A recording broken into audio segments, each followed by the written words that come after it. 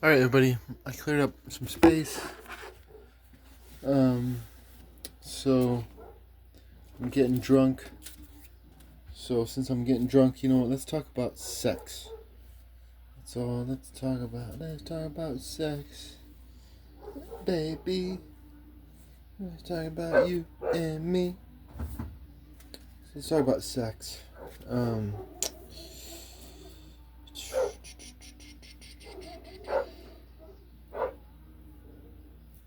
like again, here's the interesting thing to me when it comes to sex. Like, if you believe in a creator God, let's say you believe God created everything, right? Well, God created. That means if you believe in a creator God, then God created the hard cock and the wet pussy.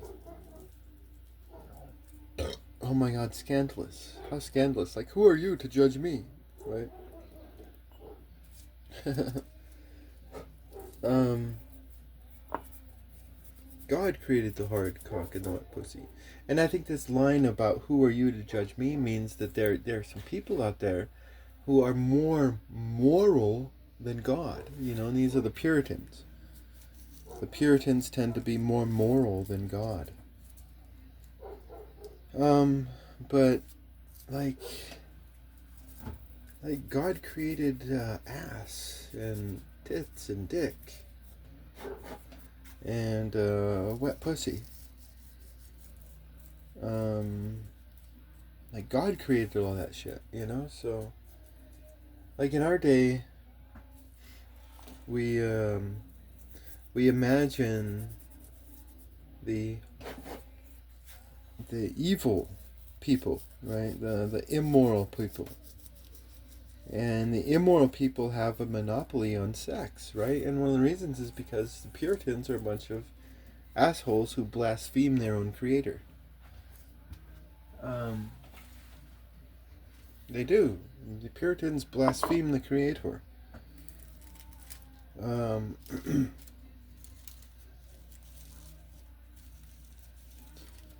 but I mean, sex is a beautiful thing. It is, and to turn it dirty is wrong. You know. Um, no, like if you want to speak scientifically, I think, and I could be wrong. Like, if anybody out there disagrees with me, then please let's talk. Like, totally, I like to have a conversation. But in my humble opinion, um, what's healthiest for an individual is to have masculine and feminine energy raising you when you're a child.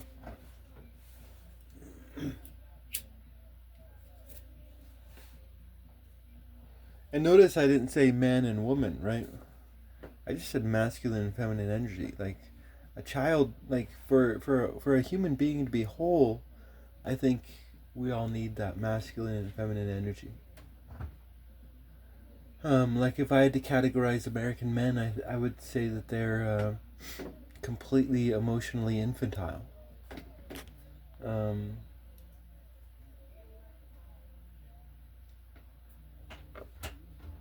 and if I had to characterize American women, they're prizes of war. You know, instead of being strong warrior women, they're prizes of war, right? And that's humiliating because they don't have that masculine energy. Um, like if you're a woman out there and you need a man, then you shouldn't be anywhere near a man or a child, because love is all about wanting someone, right? That's what true love is all about. You want someone rather than need them. But in our society, it's all about, hey, I need this person. For whatever reason, financial, emotional, whatever.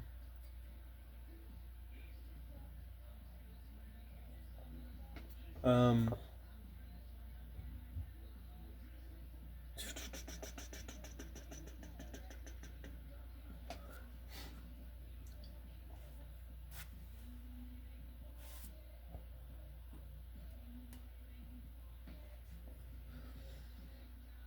So let's talk about sex more though.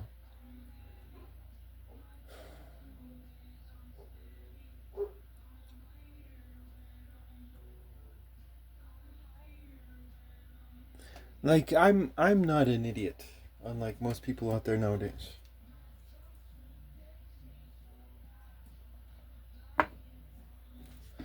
I'm totally not an idiot, and as a non-idiot, I know the reality of our world, right?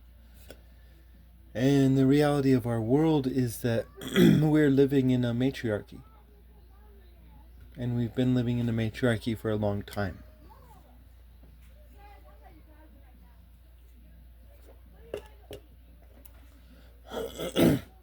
Let me argue this point, which is just, it's really self-evident. OMG, self-evident that we truly live in a matriarchy, but but it's not self-evident to a lot of you out there, obviously. Right, so let's talk about the will. Let's talk about the will. So, like, what is the will? Like, what is free will? That's doing what you want, right? That's what free will is. And as evidence of my point, I would argue, look at a man who does not have a woman, and he's living by himself. like like he might not have any furniture, but he doesn't give a shit. He's loving his life. He probably has a lot of money to spend. Um, but he doesn't have any furniture. He doesn't have, I mean, it just might be a bare room. But he'll buy food, he'll buy what he needs and what he wants. Like, like if you play a philosophical experiment, like let's play a philosophical experiment here. And let's say that tomorrow we wake up and all women disappear. And let's say it. What would happen? What would happen with all these men who are now left behind? Besides the rise of homosexuality, right? What would happen with these men is that, do you think they would spend 2 years of their lives suffering to buy a Ford truck that's gonna break down on them in 5 or 10 years? Like if you think about like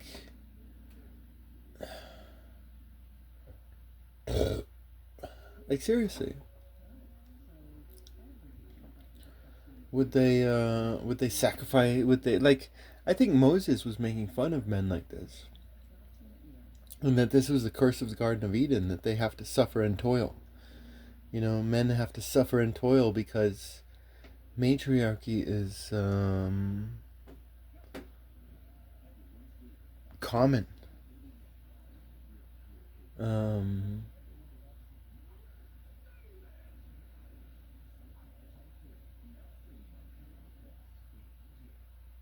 Anyways, I'll stop arguing my point because again, we're talking about sex here, right? So, but I have to argue this point in order to make it, because like if we want to talk about sex in our modern day, I would argue this. I would argue, like in the book of Everything by Enoch, he talks about countenance, right? And basically, he says God will long suffer the unrighteous, right? And he's saying men should be righteous,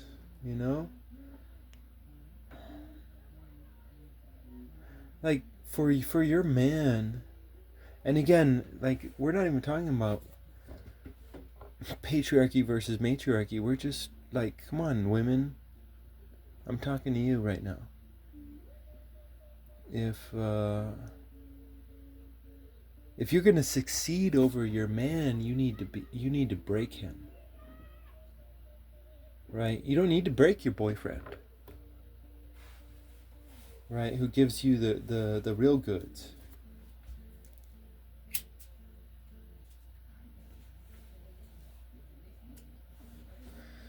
But your paycheck, you need to break that guy, and if you break him, then you're gonna reap what you sow. Because a broken man is not gonna be able to deliver what you want, right? And the bad man, he delivers what you want, but he's able to do it because he doesn't give a shit about you. And since there's no law and justice in the world, his countenance is up. Now, I know this by experience. Like, these same men, if they got called out for their heartless bullshit by the righteous, then their knees would be shaking, as the Torah would say. Their knees would be shaking. And so it's only the ways of our world that you experience what you experience. But they don't give a fucking damn about you. Meanwhile, the broken man fucking loves your heart. But you reap what you sow.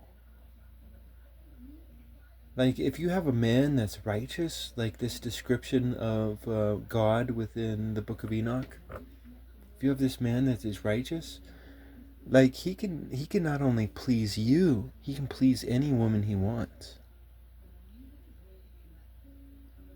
And so for you to get what you want is for you to be more vulnerable.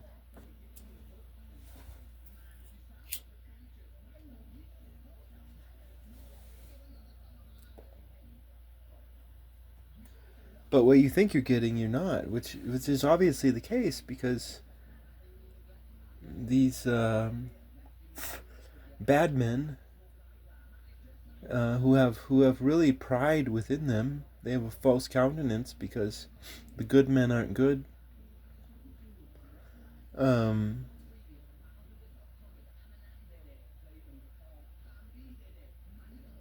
Yeah, you're gonna totally reap what you sow.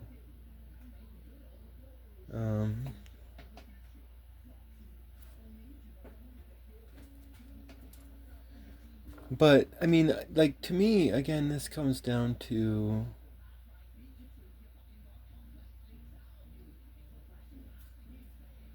this is a beautiful part of love, though, is vulnerability.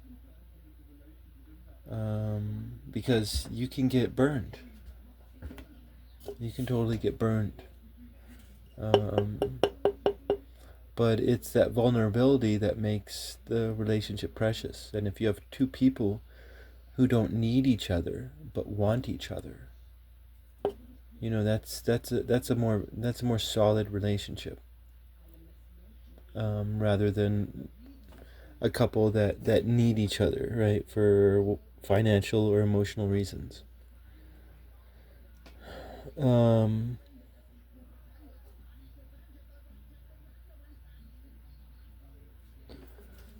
I don't know. There's this UFC fighter. His name is I think Ian Gary, right? And you know, I think everybody out there in the world, no matter your tribe or language, everyone out there needs to support this man, right? And we need to hold up signs saying free Ian Gary, free that man. Because it's not just that man, but it's many women out there too. You get what you want, but you don't, and then you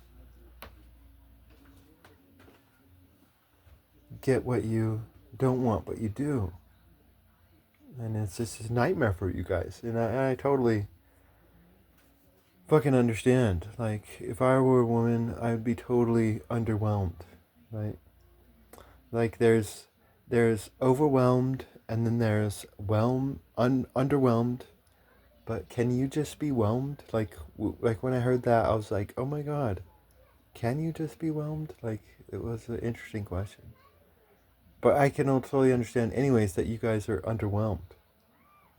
Um, but at the same time, boom, bitches, you're reaping what you sow, right? Because a broken man, uh, you gotta break their nervous system in order to do what you do. Um, because you know what? I think if men were free, they'd be having a lot more fun in the world. Totally.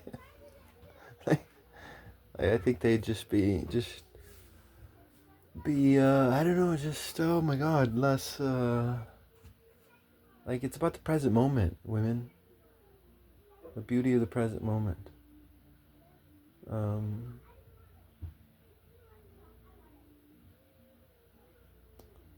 and to worry about security and nurturing is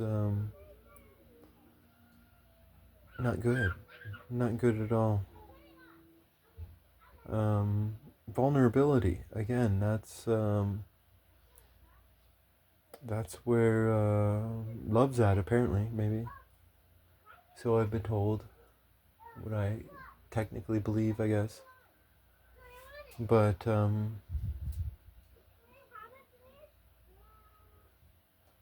yeah, and you know what? I mean, the countenance of the men who are pleasing you. You know, their countenance is up because shit, they're on top. You know, but in a free world, women, the hardworking man is successful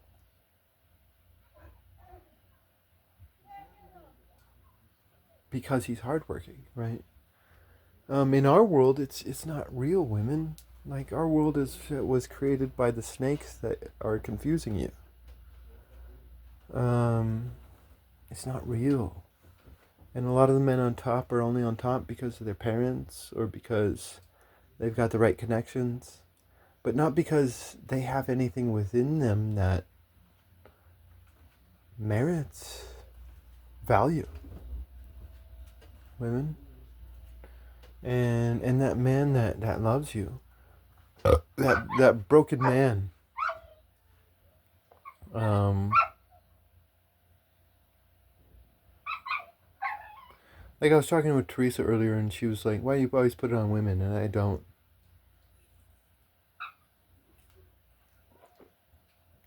But if women were strong, we wouldn't have to worry about tyranny, period. Boom. But same with men too, right? Obviously. um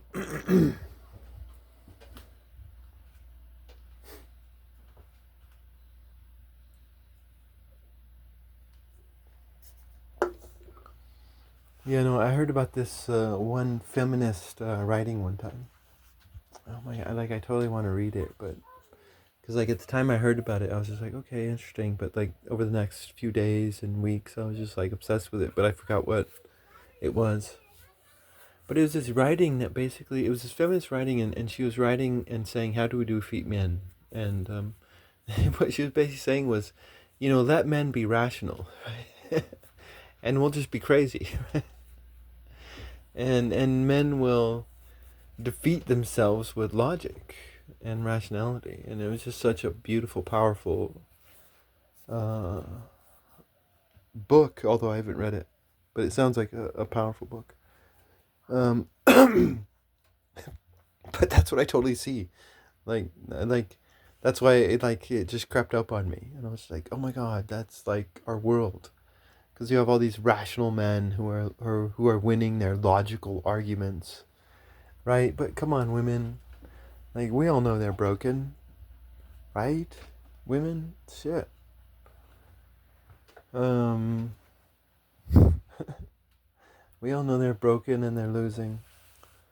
And, but you're losing too. All you women out there.